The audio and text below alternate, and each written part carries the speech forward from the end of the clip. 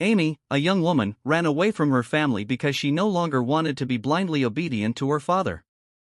Originally from Wyoming, she traveled to Los Angeles, carrying only her allowance. Can you imagine leaving everything behind for a fresh start? She rented an apartment, and there she met several people who would become both the light and the darkness of her life.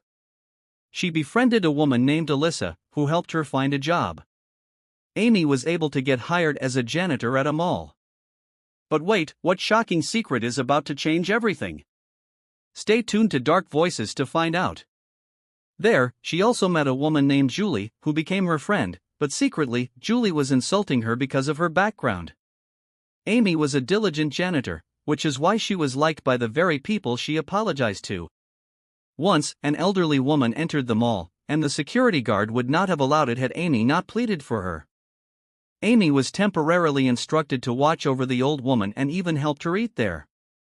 But suddenly, a wealthy customer complained about the strong odor of the old woman. Word of this complaint reached higher management, and because Amy was the one who let her in, she was punished and got fired. How will the mall supervisor react when they find out who Amy really is?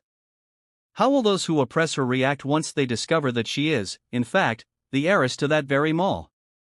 This is Dark Voices once again, and let us all listen together to another extraordinary life story. From the time she was a child, Amy had always obeyed her father, Andrew, in everything he said regarding her studies and decisions in life. Andrew was the type of father who believed he knew everything that would be best for his only child. Amy, on the other hand, felt she could do things for herself, but it never seemed to matter because her father's words held more weight. As a result, Amy felt that she was living only to follow orders. She had no decisions of her own, no personal dreams she wanted to fulfill. The only dreams in her head were the ones her father had for her, to become a successful businesswoman one day, something Amy didn't see in herself. What will you gain from helping all those dogs and cats, Amy?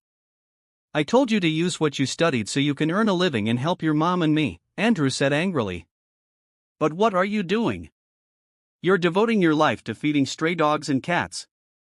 Will you earn anything from that? All you get is people's praise. Her father, Andrew, was furious that evening when Amy came home. She had been gone all day, and he'd assumed she was off doing something related to her college course, but it turned out to be the complete opposite. Every morning, Amy left the house whenever her father was out. She simply loved feeding those dogs and cats. Since childhood, she had dreamed of becoming a veterinarian, but because that wasn't what her father wanted for her future, she let that dream go. Dad, this is what I really want to do in life, help stray animals. They have no one else to rely on except me. It would be better if others cared about them, but no one does, so these dogs and cats on the street suffer, she reasoned. But as usual, her father did not listen. I don't care who you feed in the streets, he retorted. All I care about is that you put your education to good use. Go into business. Aren't you embarrassed to face our family? All your cousins are business owners. You're the only child we have, the only one we're depending on, and you're not doing anything. Our family won't gain anything from dogs and cats, Amy. Don't you understand that if you don't follow what I say, you'll suffer in the end, and so will we, because you know that your mom and I won't be strong forever? Dad, this really is what I love doing. I'm happy doing it. It's where I feel whole. Dad, you and I are different. The path you took might have worked for you, but it's not what I want. I have my own life, my own decisions. You should at least respect that. I'm the one who should shape my own destiny. Please listen to me, at least just this once, Amy pleaded. Be quiet, Andrew snapped. You're getting too insolent, answering back to me like this. Don't you see how your choices aren't helping us? Why should I trust your decisions if that's what you've chosen? A business career would suit you. You've studied, you've graduated, and you're not stupid, so why did you choose something so pointless? Will those cats and dogs pay you a salary? Maybe I won't earn anything from those animals, Amy conceded. Maybe I'll even spend my own money. You're right, I won't get rich doing it, but I'm not after money, Dad. I just want to help animals that can't survive on their own because of society today. That's all I want. I don't care about money anymore. I just wish you'd allow me to do this. My whole life, I've listened to you, followed you, even when it wasn't what I wanted. I just wish that for once, you'd let me decide something for myself so I can feel like I do own my life. Stop it. You're being so disrespectful, talking to me like that. Andrew walked away in a rage. My mind is made up. You can no longer go out for those animals. Starting tomorrow, you're going to a seminar to learn more about business.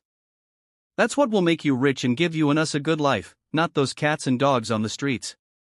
He stormed out of the house. Amy slumped onto the sofa, crying. She felt so hurt that she still couldn't make her own decisions, even though she was an adult. Her father seemed to control her every move. Mom, why is Dad like that? Why doesn't he understand that I need to control my own life? Why can't you trust me to make decisions for myself? She asked her mother, Helen, who sat beside her. My child, your father really does have your best interests at heart. I understand that you have your own passion, but not everything we want is guaranteed to save us in the future. Sometimes the things we want are just that, things we want. We don't always know if they're truly good for us in the long run, Helen gently explained. It's not that I simply want to do this, Mom. I love doing it, and I believe that if you love something or someone, you'll stick with it for life, Amy replied. Not everything you love is there for a lifetime, child. Just like your dad and me, someday we'll be gone. So how will you manage if the path you choose doesn't support you at all? We're just worried about your future, Amy. I hope you understand us, her mother added. I do understand you, Mom, but you're the ones who don't trust me at all. You don't believe that I can achieve something by feeding these dogs and cats. You have such a low view of what I'm doing. Mom, I'm also saving lives here. It's just that it's animals' lives, not money, that I want to hold, and not everyone values that, Amy insisted. Oh, child, maybe you should just cool off a while so you can think more clearly. Right now, your mind is cluttered, and you just can't see our point. I'm already 25 years old, Mom, and I still don't get why you have to control me. It's because I don't want to understand it anymore. I don't want to accept something I truly never wanted, the young woman declared. She stood and walked toward her room, leaving Helen speechless. Helen knew her daughter had some valid arguments. She might have wanted to help Amy, but she also knew they'd never win against Andrew's unbending opinions. Meanwhile, Amy sobbed in front of the mirror in her room. She loosened her hair, letting it fall naturally, then sat on the edge of her bed. She picked up her phone and looked at photos of herself and the stray dogs and cats she fed. In those photos, she saw the life she wanted. She knew, though, that her parents would never approve of those images or what they represented. I'm sorry, Buddy, Minnie, and all the other strays I haven't named yet. I'll leave you in Kevin's care for now, she whispered while looking at the pictures she'd taken just before she came home. Unknown to her parents, she had already decided to leave. She took the allowance she kept inside an envelope, stuffed a big bag with clothes and essentials, and even took a plastic bag of dog food and cat food. Before she left, she wanted to feed the stray animals one last time. At around midnight, she left the house when no one was watching, slipping out through the back door. Once she was sure no one saw her, she ran straight to Kevin's house, her friend who helped her feed the animals. When she arrived, Kevin happened to be outside, washing clothes. He was startled when he saw her large bag and anxious face. Amy, what are you doing here? Kevin asked. I'm still doing laundry. It's my overtime. He looked even more surprised when he saw her bag. Wait, did you run away from home? I'm leaving for good, Kevin. I can't stand how they control me. I'm suffocating, she confessed. Hey, don't rush it. Think this through carefully. Calm down first, then decide, Kevin suggested. I've thought about this for a long time, Kevin. I really want my freedom. This is the first decision I'm making for myself, and I won't back out, Amy declared. Wow, so where are you going to live? He asked. I'm going to Los Angeles, she replied, startling him. Los Angeles, Amy? That place is chaotic. Things are better here in Wyoming, quiet and safer. Something bad might happen to you there, Kevin said worriedly. I'll manage on my own, Amy insisted. That's where I'll find the real me, Kevin. I don't want to stay here because if I do, I'll just be reminded every day that I don't control my own life. At least in Los Angeles, I can feel free without anyone dictating everything to me. What about Buddy and Minnie? They'll definitely look for you when you're gone, Kevin said with concern. I know you can take care of them, she assured him. Just do the usual routine we always do. Give them their vitamins, feed them on time. If we run out of dog and cat food, call me right away, and I'll send money. I know I'll find a job in Los Angeles because I have a degree. So your mind is really made up? Kevin asked. I'm not sure I can handle them all. You know they favor you. Of course you can. They've grown comfortable with you too. You can do it. I just really need to do this so I can breathe. Don't worry, I'll update you once I'm in Los Angeles. I know you'll miss me too, she teased. Of course I'll miss you. You're the only partner I have doing what we do, Kevin said sadly. But if this is what's best for you, I'll support you. Just remember all my instructions and keep reminding me too, he added. Sure, Amy laughed. Okay, let's go. Kevin picked up her bag, and they headed to the bus terminal. On the way, they stopped at the street where they usually fed the stray dogs. The dogs rushed up to greet them, and Amy cried, knowing she would miss them but determined to stand her ground. She wanted to become independent. Once she could stand on her own, she planned to return and bring these dogs and cats to a better shelter. After a brief, tearful goodbye, they went on their way. They hurried to the terminal, worried Amy might change her mind if she lingered. As they arrived, the bus was nearly full, so Amy had to board right away. Take care. Text me if anyone bullies you there. If you have any problems at all, just tell me. Even though I'm far away, I might be able to help, Kevin said. Of course. I'm an adult now, right? We're not kids anymore, Amy smiled. Okay, I'm getting on. Be careful on your way back, she added. Kevin just smiled before returning to his motorcycle. Amy had a long trip ahead. As soon as the bus started moving, she tried to sleep. She had no idea what her life would be like in Los Angeles. She did have some sense of the place, she watched news segments and bloggers covering the city, but she wasn't sure how she'd survive on her own, carrying only about $15,000 in savings. She fell into a deep sleep, drooling a bit, and the man next to her scooted away in discomfort. When she woke, they were already in downtown Los Angeles. It was around 8 in the morning. As she stepped off the bus, she was immediately greeted by the noisy city, towering buildings, countless cars, and, above all, crowds of people. Wow, so this is Los Angeles. It's this loud, huh? She murmured in awe, smiling to herself. She started walking along the sidewalk. First thing on her list was to find an apartment. While she walked, people stared at her clothes, completely different from what everyone else was wearing. She was dressed in her tribal attire from Wyoming, a long-sleeved black top, a knee-length skirt of thick, patented fabric, some embroidered tribal designs, and a red woven cloth tied around her head. Her hair was curly, her skin was tan, and her nose was not as pointy as most. Yet, she didn't feel ashamed because it was part of her heritage. She walked with her head held high. If anyone asked, she would say proudly that she was a Native American from Wyoming. She paid no attention to the judgmental looks around her, reminding herself that she wasn't there for others' approval but to find and build her own future. She kept walking until she spotted a red building that looked like an apartment complex. She was about to approach, but an older lady spoke to her. Hey, are you going in there? The woman asked. Yes, ma'am, I am.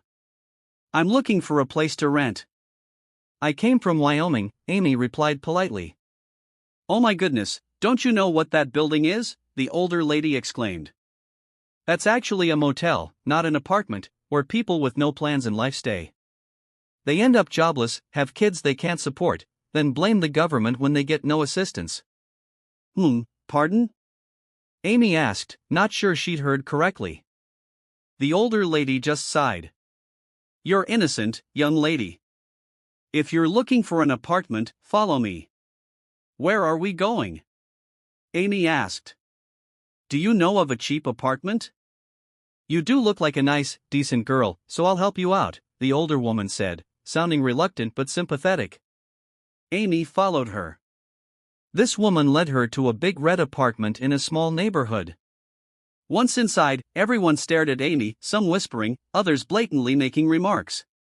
Amy realized her appearance stood out even more here, but she didn't mind. She was here to build her life, not seek approval. The older woman took her upstairs. Here's your room, the landlady said. There's already a small electric fan in here, but it has no cover. There's a pillow in bed too. I just cleaned them. The window's lock is broken, so just use a nail or something if the wind is strong. The electricity and water are included in your rent, and you have a private bathroom. When I rent to women, I usually let them have their own bathroom, unlike the men who share a common one. They can be perverts, some of them. You look like a good kid, so I'll just charge you $300 a month. Normally, I charge $600 if I suspect they're trouble, but since you seem okay, it's $300. Next month, though, it'll be $500. My kindness isn't unlimited, she explained. Thank you so much. Here's my payment, Amy said gratefully. By the way, what's your name, Mom? Just call me Mrs. Camila. That's what the other renters call me. And you, what's your name, dear? I'm Amy, she answered. My mom named me that because when she gave birth to me at home, a sudden gust of wind blew. It was stormy at the time, and that's how I got my name. Amy, that's a beautiful name. Good thing your mother didn't name you Gust of Wind, Mrs. Camila joked. Amy laughed at that, and so did the landlady before stepping out. Amy began arranging her things. I guess I'll manage on my own. Yeah, I'll be fine, she told herself with a sigh. After unpacking, she decided to go out and look for food. She felt hungry, having skipped breakfast. As soon as she opened her door, she saw a pretty woman coming out of the adjacent room, eyeing her curiously before smiling. Hi, are you new here? The woman asked, appearing to be a few years older than Amy. She was beautiful, so Amy couldn't help but stare in admiration. Yes, I just arrived, Amy replied with a friendly smile.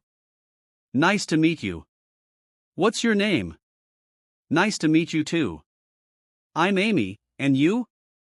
I'm Alyssa, the woman said. I've lived here for almost 2 years, though I don't remember exactly. I'm not good with dates, Alyssa laughed.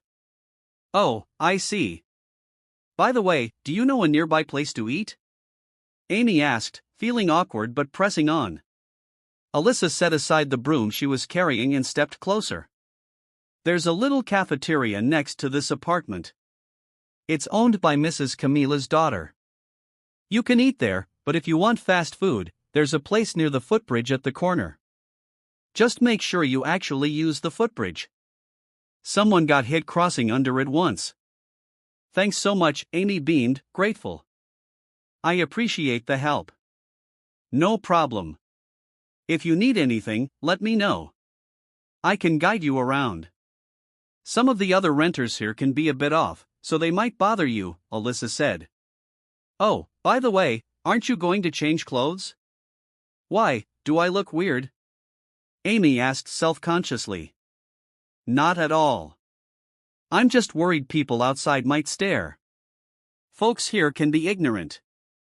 I'm only concerned for you, Alyssa quickly clarified. I hope you're not offended. Not at all, Amy replied. I appreciate your concern. It's just that I don't really care what people think. I'm proud to wear this. It's my heritage, after all. They can think whatever they want, but I'm moving forward with my life. Alyssa smiled. I like your attitude. And anyway, I'll head out now because I'm hungry too. She waved goodbye. Hey, wait, she called from the stairs before Amy could fully descend, but then she just smiled again and went back inside. Amy reached the cafeteria, which was fairly large but quite crowded. She lined up to order, reading the menu on the big sign, when she accidentally stepped on the foot of the woman behind her. Ouch, what the heck is wrong with you? The woman yelled. Amy immediately turned around and apologized repeatedly. "I'm really sorry. I didn't notice you were behind me because I was looking at the menu," Amy explained, but it seemed the woman had no intention of accepting the apology. "Sorry? How about I step on your foot to make us even? My pedicure is ruined," the woman snapped. "Come on, it's not a big deal," said the man with her, likely her boyfriend. She said she's sorry. "I really am sorry," Amy repeated softly. "Whatever, are you blind?" the woman huffed. "And your face is annoying too. You're so careless." She left the line and sat at a table at the far end of the cafeteria's interior. The boyfriend lingered, looking apologetic. "Sorry about my girlfriend. She's moody because it's her first day of, you know what," he said gently. It's okay, I understand," Amy replied. "It happens. Please tell her I really am sorry. I didn't mean it." He nodded and left. Once Amy had her food, she sat at a table 5 spots away from the couple, who appeared to be arguing. She couldn't help glancing their way, noticing the girlfriend glaring back at her each time. Wanting to avoid more trouble, Amy hurried to finish eating and headed back upstairs. She was climbing the stairs when she heard that same woman's voice behind her. The boyfriend was trying to hold his girlfriend back. "Next time, don't act blind, got it? Look at my toe, it's swollen." "How about I slap your face until it's swollen too?" the woman shouted. Amy froze, pressing herself against the wall. Alyssa suddenly appeared, stepping between them. "Excuse me, what's going on here?" she asked the raging woman. "And who are you?" the woman shot back. "I'm Alyssa.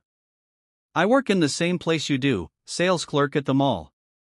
"And if you're yelling at my friend, what's your problem?" "Julie, Robert, what's with your girlfriend again?" Alyssa demanded. "Because that woman stepped on my freshly pedicured toes," Julie snapped. "So you had your toes stepped on, and you're freaking out like a kid throwing a tantrum?" Alyssa said. "It was obviously an accident. Get them cleaned up again. You don't have to scream. You're acting like someone from the wrong side of town, you know." "Mind your own business," Julie retorted. I'm out of here." Robert turned to Amy. "Miss, I'm really sorry about all this." "It's all right," Amy replied, relieved the confrontation was over. Once Julie and Robert left, Alyssa eyed Amy, noticing she was still trembling. "You okay?" she asked. "I'm fine, just shaken. This is my first time dealing with someone like that. Back home in Wyoming, people are calmer," Amy said. "Sorry about that," Alyssa replied. "That's just how she is. She's quite unpleasant, even at work." "You two work together?" Amy asked sadly. "Yes, we're in the same department, working as sales clerks at the mall," Alyssa explained. Amy nodded. After thanking Alyssa, she went back to her room, her heart still pounding. She pulled out her wallet to check how much money she had left, hoping she could buy more groceries for lunch. She had 2 wallets, one with $10,000, already reduced after paying rent, and one with $5,000. But she couldn't find the second wallet. She ransacked her bag, but it was gone. Suddenly, she remembered the man who sat next to her on the bus, who'd seemed disgusted by her but was probably pickpocketing her. "Gah, that's awful. I guess it's true what they say, there are a lot of crooks here in Los Angeles," she muttered. Now I only have $7,000 left. I need a job ASAP. I still have to send money to Kevin for Buddy and Minnie's food." She exhaled heavily. 5 days later, she started job hunting. Despite having a college degree, she never seemed to pass any interviews. Some officers said they'd call her, but never did. Amy suspected it was because of her looks. She noticed most of those hired were tall, white, or otherwise conventionally beautiful. She grew used to the repeated disappointment. "Is this how it is in Los Angeles, that only pretty folks get hired?" she sighed one afternoon, taking a break on a sidewalk. "I guess I'll accept any kind of job now because I desperately need money." She went back to the apartment around 5 p.m., exhausted. Alyssa was off work that day and was in the courtyard, doing laundry. "How's the job search?" Alyssa asked when she saw Amy come in. Amy shook her head glumly. "No luck. Everyone says they'll call me, but nobody does. Maybe it's because I'm not as pretty as everyone else. I need money so badly. I only have 1,000 left now." Don't say that, Amy, Alyssa said. You're beautiful. You have that strong Native American look. And hey, maybe it's just not your time yet. Just keep trying. Amy paused. "Remember that janitor position you mentioned, the one in the mall where you work?" "Yeah, it's always open." The pay is actually decent, higher than most janitor jobs in other places. "Why?" Alyssa asked. I'll take it, Amy said, almost desperate. "Are you sure? You finished business management, right? Are you okay with that?" Alyssa asked gently. I have no choice, Amy replied. I just need money to survive, and being a janitor is honorable work. "There's nothing wrong with it." True, it's definitely an honest job, Alyssa said. "If you really want it, I can help." "Thank you." Don't worry, you won't be embarrassed. I'm a hard worker. I'm good at cleaning, Amy assured her, and they shared a laugh. The very next day, Alyssa took her to the mall to apply. She brought Amy to the designated office. At first, HR wasn't sure about hiring her because she was overqualified, but Amy pleaded, explaining that it was the only opening. Eventually, they hired her. Amy was thrilled. At last, she had a job, no matter how unrelated to her degree. During her break, Amy caught up with Alyssa at the food court, practically glowing with happiness. "I'm so excited. Finally, I have a job." "I'm happy for you," Alyssa said. "Though it's a shame you can't use your degree fully. Still, I get you. Sometimes we have to start somewhere." But be careful, janitorial work is tiring, and you'll need a lot of patience. There are some truly messed up customers in that mall, Alyssa warned. "Don't worry, I have a lot of patience." I know how to handle tough situations, Amy replied. "All right, but if you ever need me, just wave me over." We're on the same floor, Alyssa offered. "I don't want to bother you." I can handle things on my own, Amy insisted. Alyssa straightened up, impressed. "I love your personality. You're so strong." How to be you, seriously, she teased. Amy just laughed. "My parents raised me to be strong. They said that someday I'd have to survive on my own, so I need this toughness." The mention of her parents briefly dimmed her mood. Lately, Andrew and Helen had tried calling her, so she changed her SIM card. Alyssa knew she had run away from Wyoming but didn't know the full family background, that Amy was far more than just a free spirit. "Why the sudden sad face?" Alyssa asked. "I just remembered my parents." I'm sure they're worried about me, Amy sighed. "Then why not go home if you think they're worried?" Alyssa suggested. "I don't want to. They'll just guilt-trip me. I can't live under their control anymore." I want to decide things on my own, Amy said softly. Alyssa nodded, not pressing further. They finished their meal, and Alyssa returned to her shift while Amy strolled the mall. She smiled at the fancy handbags behind the glass displays but then accidentally bumped into an older man wearing a black suit and eyeglasses. "Oh, I'm so sorry, sir," she exclaimed. "I didn't see you there." "It's okay," said the older man. "I wasn't paying attention either." "Wait, aren't you the one who just applied as a janitor earlier?" "Yes, that's me." "How did you know?" "I'm the mall supervisor," he said with a friendly smile. "Oh, I'm sorry again. Mr. Alfred?" He introduced himself. "Have a good day, Amy. I hope you'll enjoy working here. I can sense you're a good and hard-working person." "Anyway, I have a conference to attend now, so I must be going." Amy watched him walk away to the entrance, where a guard saluted him. "Cool," she murmured. "He seems so humble, even though he's a supervisor." I hope I can be like that someday. Time flew, and once Amy completed all her paperwork, she started her first shift. Though nervous, she was also happy. This would be her first time truly earning her own money. She didn't care that she was overqualified by her college diploma. She was just determined to succeed and pay her bills. Her fellow janitors were kind and cheerful, and no one made fun of her appearance. In fact, they were fascinated because they'd never worked with anyone from a Native American tribe in Wyoming before. 1 month passed. Amy's body had adjusted to the physical demands, and she earned a reasonable salary. She could support herself and even set aside money to send to Kevin. Her only real problems were 2 people who constantly harassed her, Julie and Joseph. Since they all worked similar hours, they would often pester her. When they learned that they shared the same floor schedule, Julie especially went out of her way to belittle and bully her. "Look who's here in the restroom, the ugly one," Joseph said loudly. "That's why I've been feeling so awful. There's a bad vibe around." "Yeah, that's right," Julie chimed in. "I should go to church later so I don't catch any of her bad luck. She's a curse. Look at her nose, flat as can be, like a soldier crawling on the ground." They were in the women's restroom, where Amy was cleaning the toilet. She heard every word. She wanted to ignore them, not stoop to their level, but the 2 kept talking, waiting for her to come out of the stall. When Amy finally stepped out, she realized they were still there, obviously waiting. "So that's where you've been," Joseph sneered. "No wonder we felt sick. "What exactly is your problem with me?" Amy asked calmly. "If this is about your broken nail polish, Julie, I've apologized countless times."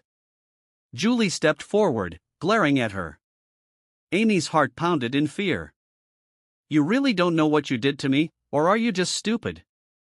Julie spat. "I wouldn't be asking if I did know," Amy answered. "I'm not a mind reader." "Stay away from my boyfriend if you don't want your life to become miserable," Julie threatened. "You're just a janitor here, so don't you dare flirt with someone out of your league." "You mean Robert?" Amy asked, referring to Julie's boyfriend. "I don't even like him, and why should I avoid him? He's the one approaching me every day, apologizing for your constant bullying. If you weren't treating me this way, he wouldn't need to talk to me. I did nothing to you." "It's your own actions that make him come find me," Amy explained. Julie was furious. "Wow, you're playing innocent. I know you secretly have a crush on him. The way you look at him whenever you pass by. Don't pretend. I can see right through you." Amy thought Robert was just like an older brother, and Robert only saw Amy as a friend, but Julie's paranoia kept escalating. Amy turned to leave the restroom, but Julie grabbed her curly hair and yanked it hard. Amy tried prying Julie's hand off, but Julie had a death grip. "Let me go, Julie, ouch!" Amy cried as Julie jerked her hair even harder. Amy felt her scalp burn in pain. Desperate, Amy bit Julie's hand and shoved her away. Julie lost her footing and fell onto the wet floor. Joseph rushed to help her up, glaring daggers at Amy. "How dare you bite her?" Joseph hissed. "She wouldn't let go of my hair," Amy cried. "She attacked me first. I was only defending myself." Joseph lunged, but then the restroom door opened, and 2 other janitors walked in. They saw Julie and Joseph cornering Amy and quickly intervened. The fight was broken up, with one of the janitors calling security. An officer arrived, escorted them out, and summoned the floor manager to address the altercation. Julie and all 3 women stood before the supervisor, Mr. Alfred. At that moment, Amy was extremely nervous. This was her first time getting involved in a situation like this. Even though she knew she wasn't at fault, she feared losing her job because of it. Julie truly spoke first, telling nothing but lies, backed up by Joseph's own falsehoods. Amy, on the other hand, told the whole truth. "You all know I hate violence in this mall, and I do not tolerate this kind of behavior," Mr. Alfred said. "Julie, I'm aware you've been working here longer, and Amy here is new, but even though I've only known Amy for a short time, I can tell she's not what you're accusing her of. So, Julie, and you too, Joseph, I don't want this repeated. Stop causing trouble with Amy because she's working here properly. Amy was taken aback by what she heard. She never expected the elderly supervisor would take her side. But sir, Amy keeps going near my boyfriend. I wouldn't do these things if— Stop, Julie. I know you. I've heard all sorts of complaints about you from former coworkers who've resigned, so I know full well how you behave. Please, no more lying. This is my last week as supervisor. I'm retiring next week. I want peace of mind. Don't make this happen again, okay? Julie, Joseph, stop bullying Amy. She's a kind-hearted woman. All right, you may go, Mr. Alfred declared. Julie and Joseph stormed out of the office, leaving Amy behind for a moment. Sir, thank you so much for believing in me, Amy said. I only did what was right. I hate that kind of behavior, especially if someone's being harmed. Besides, I know exactly how those two act. If I didn't feel sorry for their parents, who need their support, I would have fired them already. I don't understand why they act so terribly. Maybe they just never learned how to respect others. At least you can still restrain yourself with them. Keep being humble, but sometimes you need to show courage too, because after a few more weeks, I won't be here to defend you.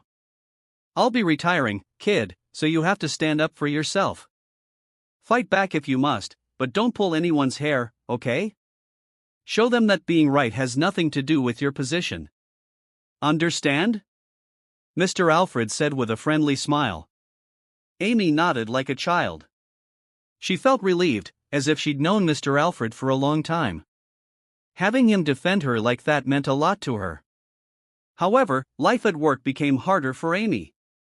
Julie and Joseph's harassment got worse, and more people began to dislike her because of the false rumors Julie spread. Once Mr. Alfred finally retired, the bullying escalated further. They didn't just insult Amy in person, they also ridiculed her on social media. They often targeted her skin color, her natural nose, and her curly hair.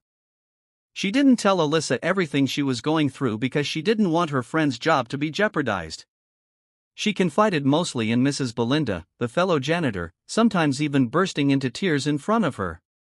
Why are you putting up with this, dear? Maybe you should just leave and apply for a better job. You don't deserve all this.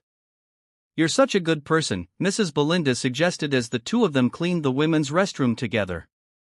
I've had a hard time finding another job, and besides, I do like the work I do here, even though all I really hold is a mop. What I don't understand is why they treat me this way. I never did anything bad to them, Amy said, her tears falling out of frustration. Things got even worse once Mr. Alfred retired, and now it seems like the new supervisor is taking their side. She never believes me whenever I explain what's really happening.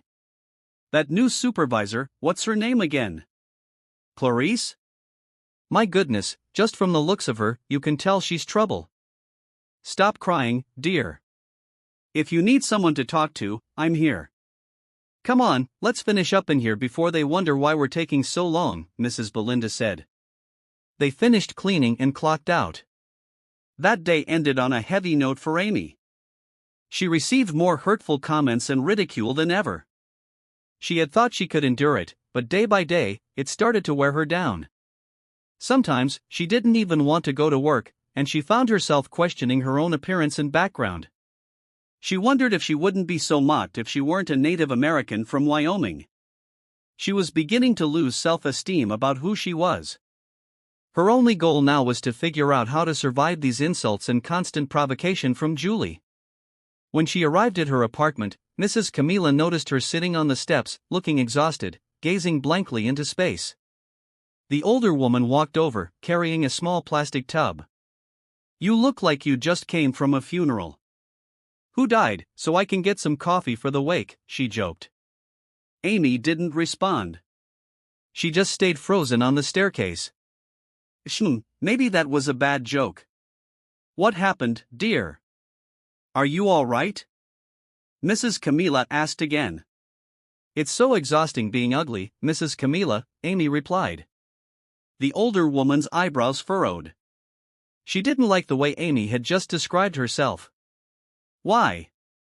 Just because you're not light-skinned or you don't have a high nose or you have curly hair, you think that makes you ugly? Well, it's what people's standards say.